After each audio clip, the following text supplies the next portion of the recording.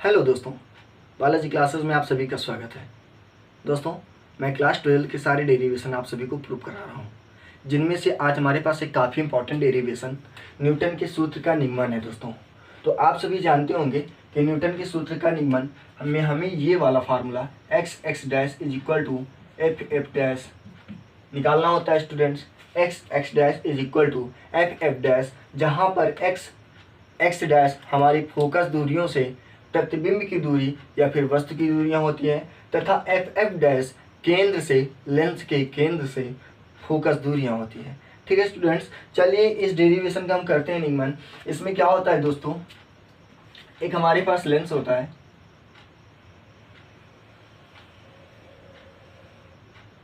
ठीक है, ये हमारा एक लेंस हो गया, शायद ठीक नहीं बना है दोस्तों, तो थोड़ा सा मिस्टेक हो गई और ये आया सही। ठीक है दोस्तों, तो ये हमारा लेंस हो गया।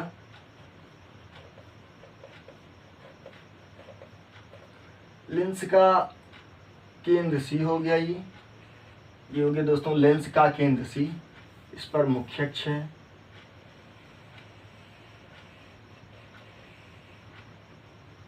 इस पर मुख्य अक्ष है। तो दोस्तों इसके दोनों तरफ हमारी फोकस होंगे, दोनों तरफ हमारी फोकस होंगे। एक फोकस हमारा यहाँ पर होगा और दूसरा फोकस हमारा यहाँ पर होगा। तो दोस्तों हम यहाँ वाले फोकस को नाम दे देते हैं एफ, फोकस एफ, और यहाँ पर स्थित फोकस को नाम दे देते हैं एफ डैश। अब देखिएगा दोस्तों, यहाँ पर एक वस्तु होती है, वस्तु ए बी, यहाँ पर एक वस्तु होगी, वस्तु ए बी।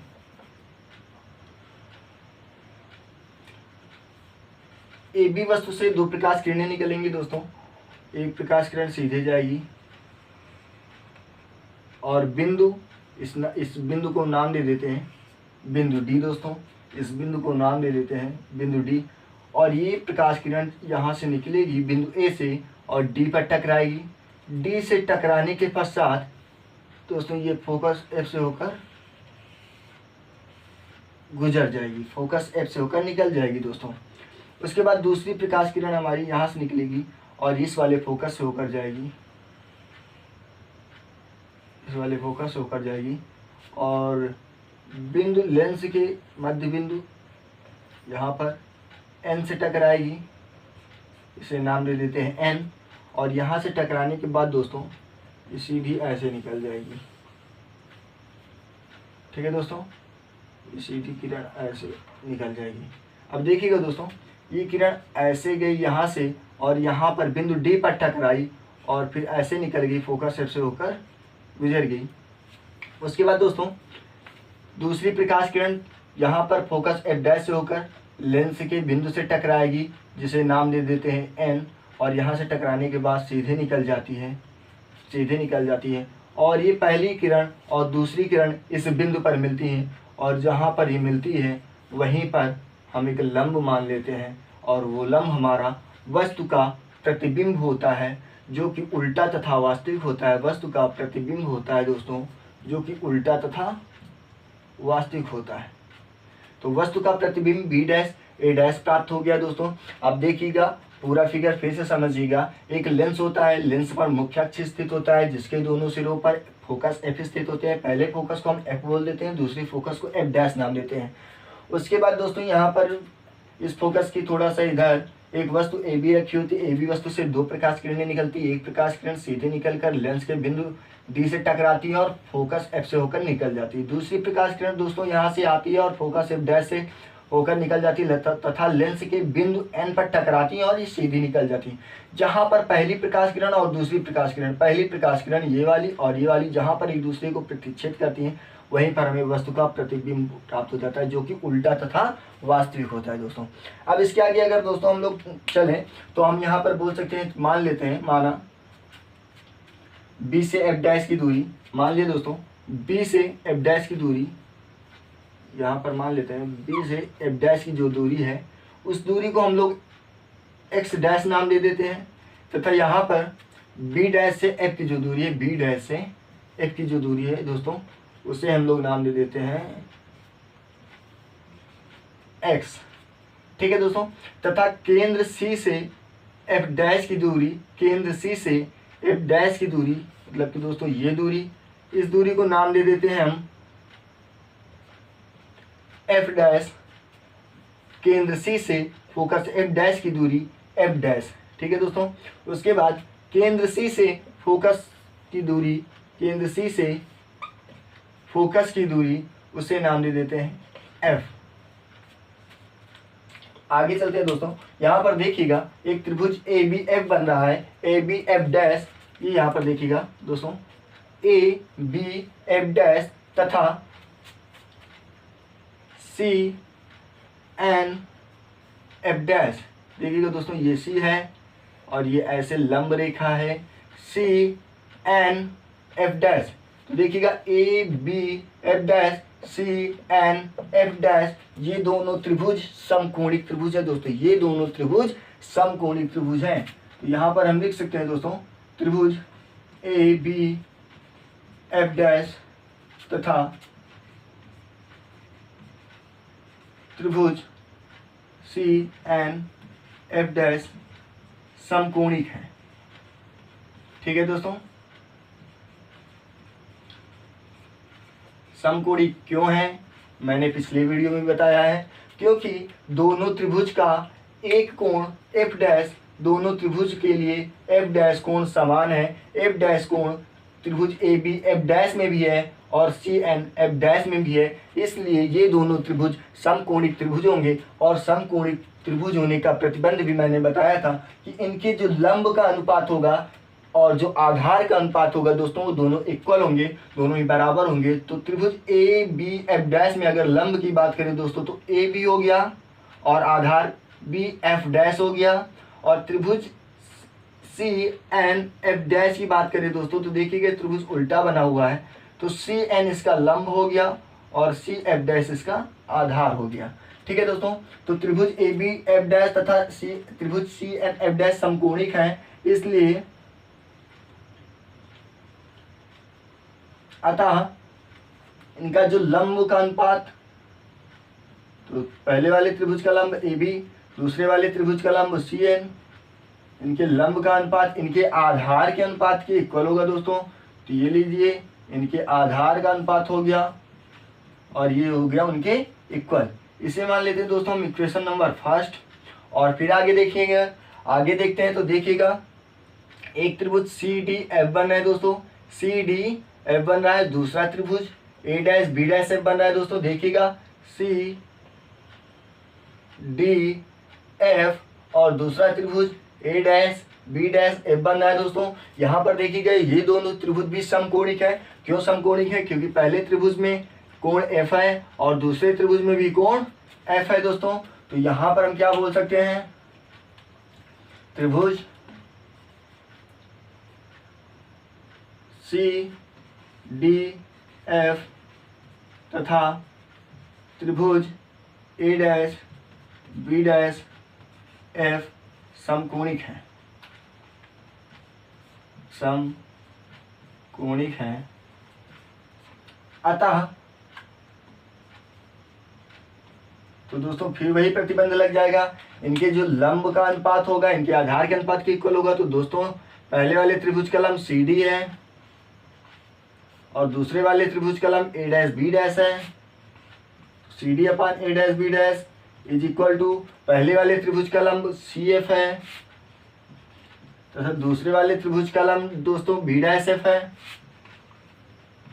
अब देखिएगा, ध्यान से देखिएगा दोस्तों, जो सी डी है, सी से डी की दूरी वो ए से बी की दूरी के इक्वल है। C D is equal to A B, या फिर हम कह ले दोस्तों D C is equal to A B, D C is equal to A B. चलिए लिख लेते हैं C D is equal to A B. और उसके बाद दोस्तों देखिएगा A dash B dash is equal to C N, A dash B dash is equal to C N, ठीक है दोस्तों। तो ए dash B dash C N की इक्वल है दोस्तों। ध्यान से देखिएगा, सी डी ए बी की इक्वल हो गया, A dash B dash C N के इक्वल हो गया। तो यहाँ पर देखिएगा हम यहाँ से क्या कर सकते हैं, सी डी, तो सी डी के प्लेस पर हम दोस्तों लिख सकते हैं ए बी। ठीक है दोस्तों, सी डी के प्लेस पर हम क्या लिख सकते हैं, ए बी। और ए डैश बी डैश के प्लेस पर दोस्तों हम रख सकते हैं सी N, A dash B dash के प्लेस पर हम रख सकते हैं सी एन। ठीक है दोस्तों, उसके बाद देखिएगा किसके इक्वल हो जाएगा, ये सी F upon B dash F के इक्वल हो जाएगा। ठीक है दोस्तों, थोड़ा ध्यान से समझिएगा, हमारा सेकेंड इक्वेशन जब हमने त्रिभुज सी डी एफ तथा ए डैश बी डैश एफ लिया तो वहां पर हमारा निकल कर आया लंब सी डी बटे दूसरा लंब दूसरे त्रिभुज का लंब A dash B dash is equal to पहले त्रिभुज का आधार सी एफ अपन दूसरे त्रिभुज का आधार बी डैश एफ। ठीक है दोस्तों, तो यहाँ पर देखिएगा जो सी डी की लंबाई और सी डी की लंबाई ए बी की इक्वल है और यहाँ पर जो ए डैश बी डैश की लंबाई वो सी एन की इक्वल है दोस्तों। तो हम वही चीज़ वही वैल्यू यहाँ पर रख देते हैं, यहाँ पर पुट कर देते हैं, तो ये सी डी हमारा ए बी हो जाता है, ए डैश बी डैश हमारा सी एन हो जाता है, तो ये इक्वल टू हो जाएगा सी एफ अपन बी डैश एफ के। और इसे हम मान लेते हैं दोस्तों इक्वेशन नंबर सेकेंड, समीकरण दूसरा। ठीक है दोस्तों, तो आगे चलिएगा तो देखिएगा समीकरण 1 व 2 से, समीकरण 1 व 2 से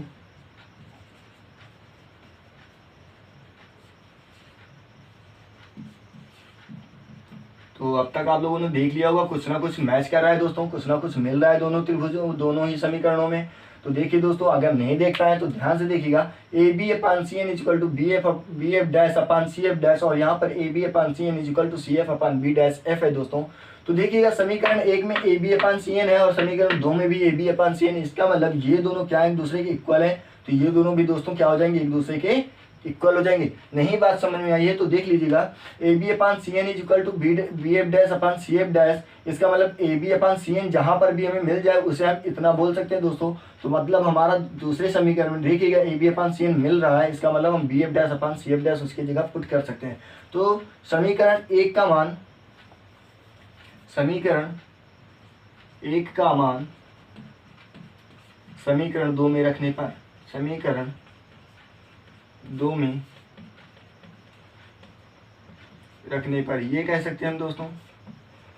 चलिए समीकरण 2 में मान रखते हैं, वैल्यू पुट कर देते हैं। तो A B upon C N equal to इतना है दोस्तों, A B upon C N equal to ये वैल्यू हम पुट कर देते हैं, B F dash upon C F dash, B F dash upon C F dash is equal to C F upon B dash F, equal to C F upon B dash F. अब देखिएगा दोस्तों, B से F dash की दूरी को हम क्या कह सकते हैं, बी से एफ डैश की दूरी, बी एफ डैश, तो बी से एफ डैश की दूरी को दोस्तों हम कह सकते हैं एक्स डैश, क्या बोल सकते हैं, एक्स डैश। और देखिएगा दोस्तों, एक्स डैश सिर्फ एक्स डैश नहीं बोलेंगे, यहाँ पर हम माइनस एक्स डैश बोलेंगे, क्योंकि दोस्तों हमारी किरण जो है उस दिशा में गमन कर रही है, सामने की दिशा में गमन कर रही है, लेकिन हम जो दूरी लेने आ रहे हैं, दूरी हम विपरीत दिशा में, किरण के विपरीत दिशा में जा रहे हैं, तो ये जो दूरियां होंगी हमारी ऋणात्मक होंगी दोस्तों। इस तरफ लेंस के इस तरफ वाली दोनों दूरियां हमारी ऋणात्मक होंगी और लेंस के उस तरफ की दोनों दूरियां हमारी धनात्मक होंगी। ठीक है दोस्तों, जो लेंस के इस तरफ की दूरियां हमारी ऋणात्मक होंगी और जो लेंस के उस तरफ की दूरियां दोस्तों हमारी धनात्मक होंगी।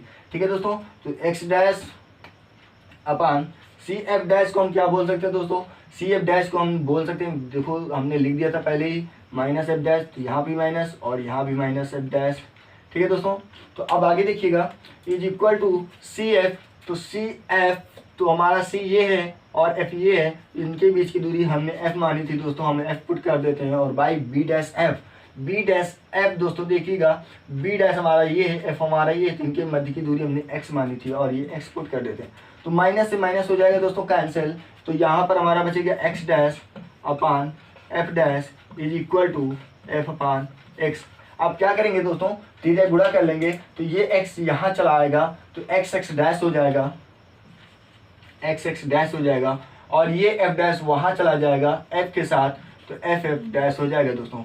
इसका मतलब ये यहाँ चला गया और ये यहाँ चला गया, मतलब कि तीसरे गुणा हो गया दोस्तों और हमारा ये फार्मूला प्रूव होता है, न्यूटन का सूत्र प्रूव होता है दोस्तों, क्योंकि न्यूटन का सूत्र हमें इतना ही लाना था और ये आ गया है।